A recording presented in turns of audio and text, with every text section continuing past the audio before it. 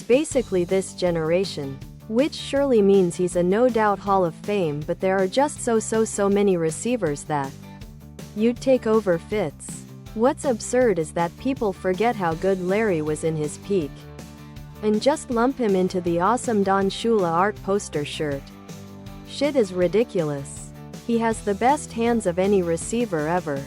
Best performing playoff receiver. And his presence in the locker room as a leader cannot be understated. Not to mention the quality of quarterbacks he's played with for the majority of his career.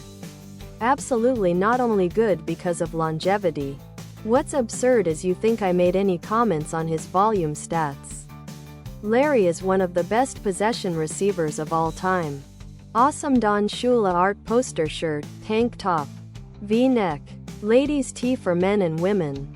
Tank top, V-neck, but that does not make him in.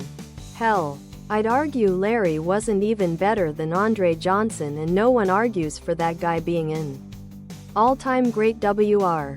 And if you want to parrot the Larry had terrible QB rooms, you go look at those god-awful Texans rosters. It's because a possession receiver doesn't really break a defense.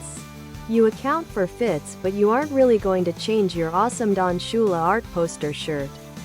Fitz isn't a guy who you are worried about him making a huge play every single time the QB drops back to pass. This may come off as a hot take, but I'd argue Tyreek is more impactful than prime Fitz ever was.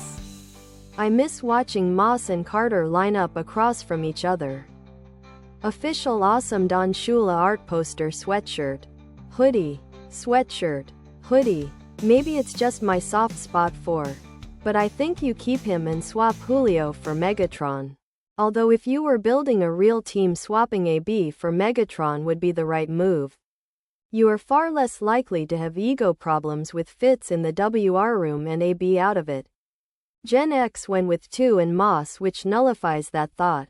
Because no one else in that generation approaches their awesome Don Shula art poster shirt.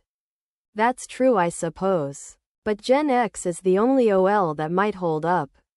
Munoz is on the same team as those pass rushers, and he's thinly another guy the first think could last a full game stopping those guys. Joe Thomas was great, but I don't think he'd hold up for a full game against that onslaught. Other products.